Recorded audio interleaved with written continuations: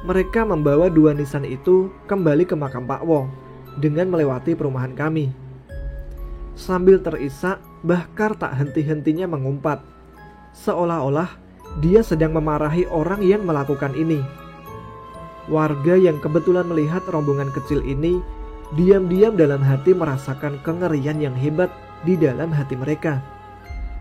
Karena kami tidak dapat memprediksi teror bagaimana lagi setelah kemarahan keluarga Pak Wo.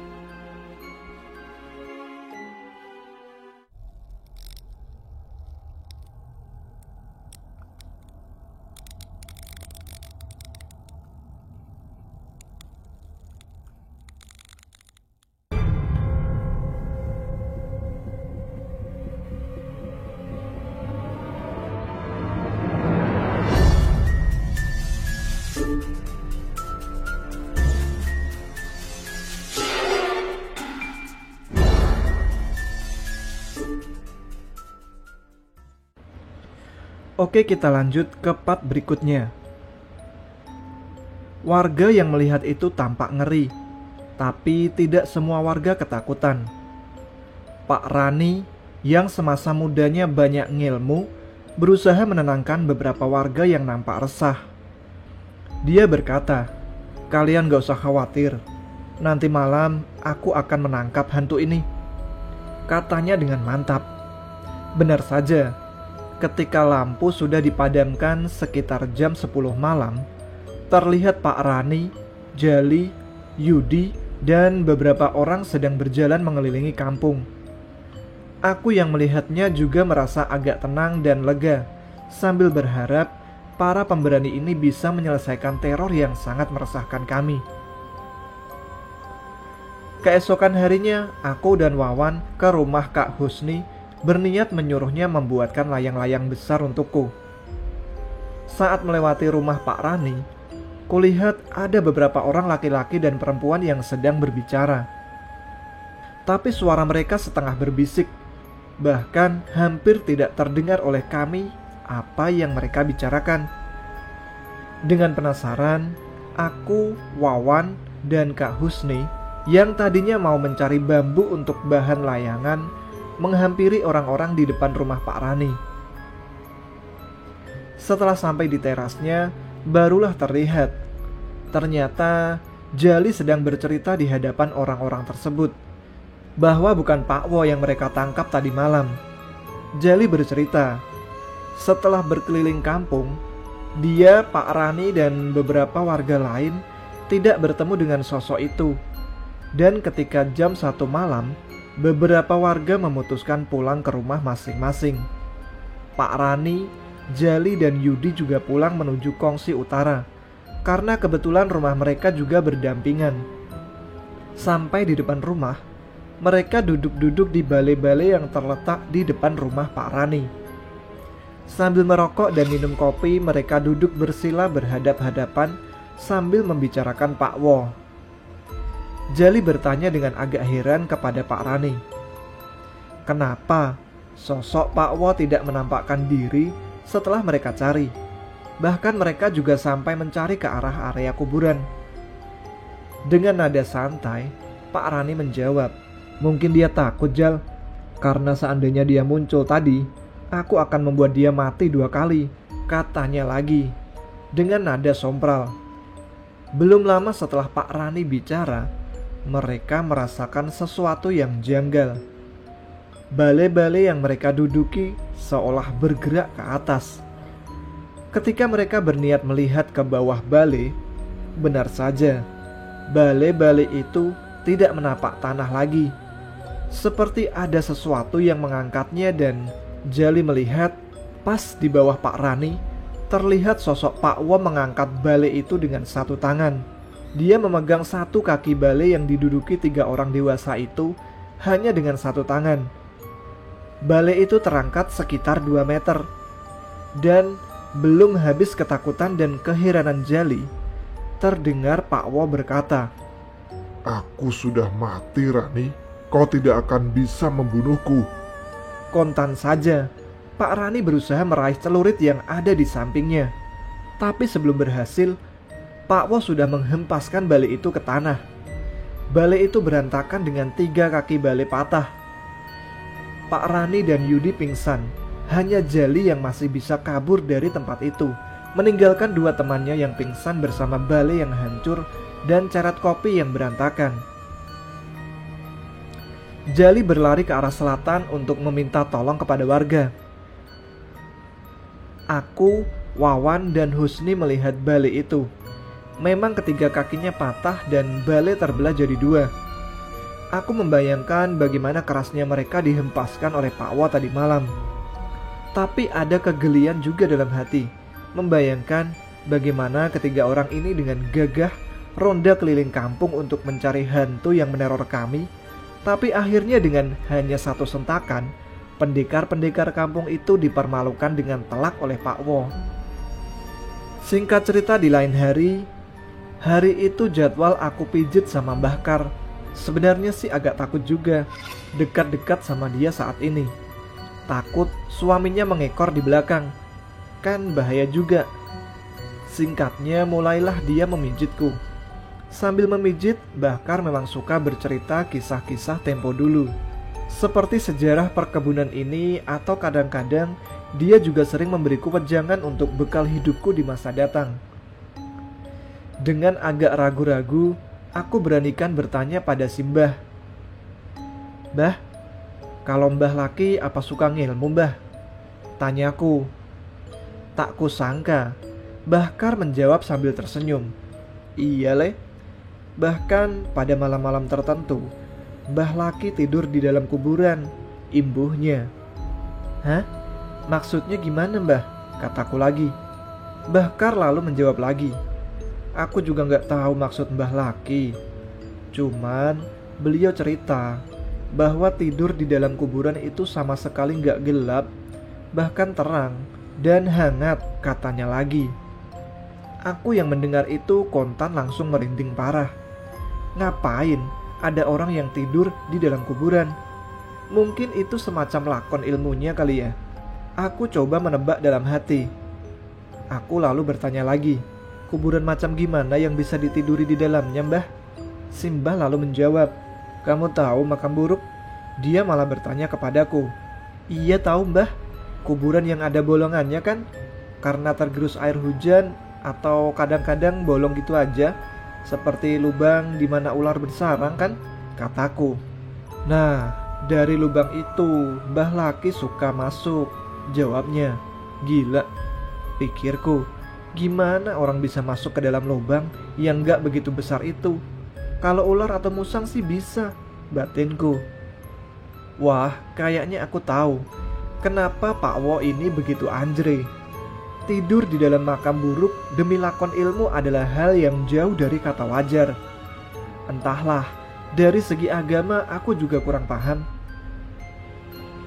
Karena teror Pak Wo masih juga meresahkan warga, maka Mbah Kasti selaku kepala kampung bertukar pendapat dengan Kiai Lutfi untuk mencari cara mengakhiri teror ini. "Semua ini harus dihentikan, Kiai," kata Mbah Kasti. "Bukan cuma menakuti, tapi sudah membahayakan. Tadi malam Pak Sunardi didatangi untuk yang kedua kalinya. Selepas sholat Isya, Pak Sun mencuci mangkok yang dipakai untuk menampung getah karet di sungai, agar pagi nanti bisa langsung berangkat ke kebun.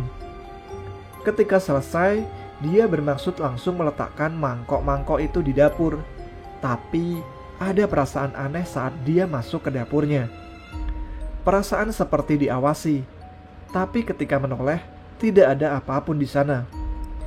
Dia lalu melihat ke arah plafon dapurnya yang terbuat dari gedek atau anyaman bambu yang sudah bolong di sana-sini. Ada suara aneh terdengar dari arah salah satu gedek yang lubang itu. Dan benar saja, sesuatu jatuh dari lubang itu, langsung ke lantai dapur yang terbuat dari tanah. Pak Sun terkejut. Tapi ternyata yang jatuh hanya seekor kucing. "Hah, bikin jantungan aja. Kucing sialan." Dia segera mengusir kucing itu. "Hus, hus," ujarnya setengah mengeraskan suaranya agar kucing itu segera pergi. Tapi bukannya pergi, Kucing itu dengan mata yang merah menyala melihat dengan tajam ke arahnya, dan pelan-pelan tubuh kucing yang semula kecil itu berubah semakin besar dan akhirnya menjadi sosok hitam besar dengan bulu-bulu lebat di sekujur tubuhnya. Bulu-bulu di tubuh makhluk itu tegak berdiri seperti kucing yang sedang marah. Pak Sun berniat berteriak sebelum akhirnya terdengar suara makhluk itu yang mirip dengan suara Pak Wo berbicara. Mau mengusir, Kusun? Sambil tertawa dan menunjukkan taring di mulutnya yang sangat panjang. Pak Sun bercerita, sebenarnya dia mau melawan. Dia mencoba mengambil pikulan yang biasa dia gunakan untuk memikul getah karet saat dibawa ke pabrik untuk memukul sosok itu. Tapi sekali lagi, sebelum Pak Sun berhasil memukul, tangan makhluk itu sudah mencengkeram leher Pak Sun dan membantingnya ke tanah. Karena mendengar suara ribut di dapur, istri Pak Sun segera ke dapur untuk melihat apa yang terjadi. Dia melihat suaminya sudah tergeletak di atas tanah dalam keadaan pingsan. Sontak saja, dia berteriak minta tolong. Karena letak rumah berdekatan dan masih terbilang belum larut, para tetangga segera datang untuk menolong Pak Sun. Kiai Lutfi tampak berpikir.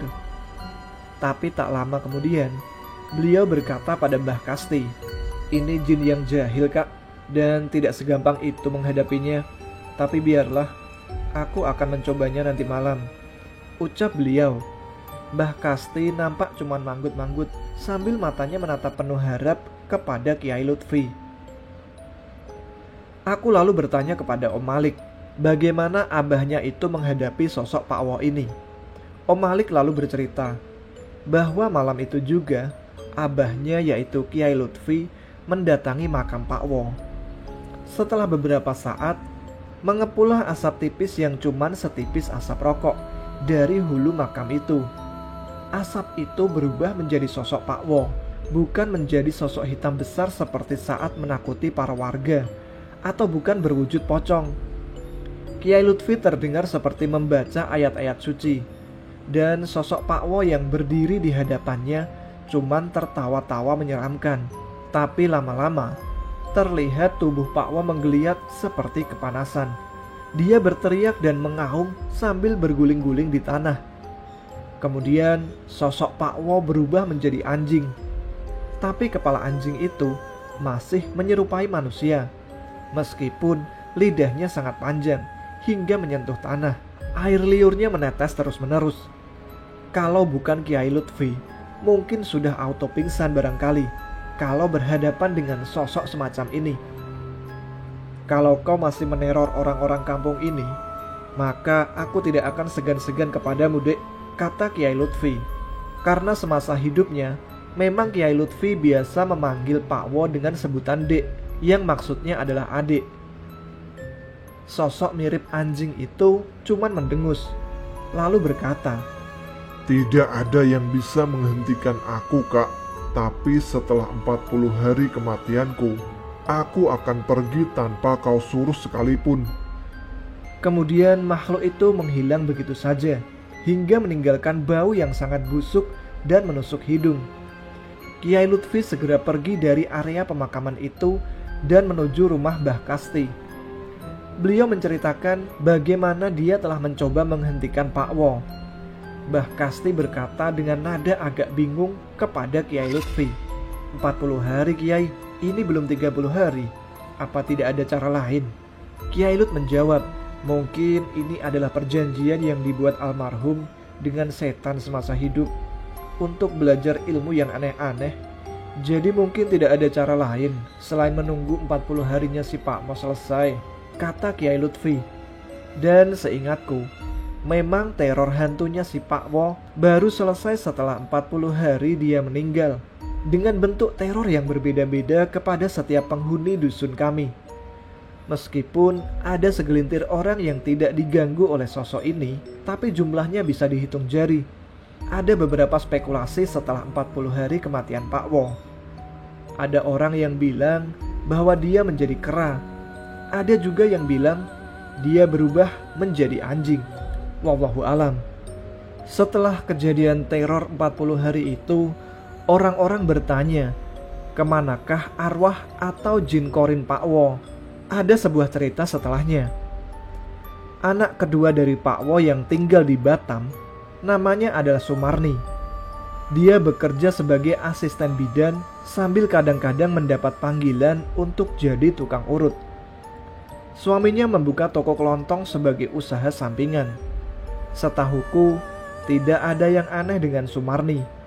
Karena dia kakak kelasku, jadi aku cukup kenal dengannya. Dia seorang pekerja keras, dan gigih adalah sifatnya. Terbukti jauh-jauh merantau sampai ke Batam menjadi asisten bidan juga tukang urut. Bahkan masih buka toko segala. Adalah bukti bahwa beliau bukan orang yang malas bekerja. Tapi setelah kematian Pak Wo, lepas 40 harinya, Sumarni kadang-kadang bertingkah aneh. Dia sering tertawa sendiri, bahkan sampai berlarian di tengah jalan di kota Batam sambil menangis histeris seperti orang gila. Hal ini mengundang keheranan pada suami dan anak-anaknya. Bidan partner kerja Sumarni menyarankan agar diperiksakan ke dokter jiwa. Tapi setelah mendapatkan terapi sekian lama dari dokter ahli jiwa, kondisi Sumarni tidak lebih baik, bahkan lebih sering bertingkah gila. Suaminya berniat memanggil paranormal untuk memeriksakan kondisi Sumarni, karena dia yakin ada kejanggalan yang terjadi pada istrinya. Kebetulan dia kenal orang Kalimantan di sana yang mempunyai kelebihan, dan nama orang itu kita sebut saja Mila. Meski seorang wanita, Mila adalah anak tetua kampung di pedalaman Kalimantan, sehingga dia mempunyai semacam kemampuan mengobati orang yang menderita penyakit non-medis. Setelah mengecek keadaan Sumarni, Mila berkata bahwa Sumarni diikuti jin korin atau kodam ilmu dari bapaknya. Sumarni dan suaminya terkejut mendengar itu, lalu bertanya, bagaimana caranya agar lepas dari jin ini? Sekarang semua jadi masuk akal, karena ketika kumat, Sumarni sering meracau bahwa dia minta diantarkan ke Gunung Kawi. Tapi tentu saja, permintaan yang tidak masuk akal itu tidak dituruti oleh keluarganya. Mila menyerahkan persoalan ini kepada mereka berdua, karena mengembalikan jin kadang-kadang bukanlah pekerjaan sepele. Apalagi setelah berdiskusi dengan jin ini, yang mempunyai sosok tinggi besar dan hitam legam, diketahui bahwa jin ini ingin membawa Sumarni pergi. Mereka masih mencari cara bagaimana agar sampai ke Gunung Kawi dan melepaskan jin itu. Sementara ketika kambuh, kondisi Sumarni semakin parah.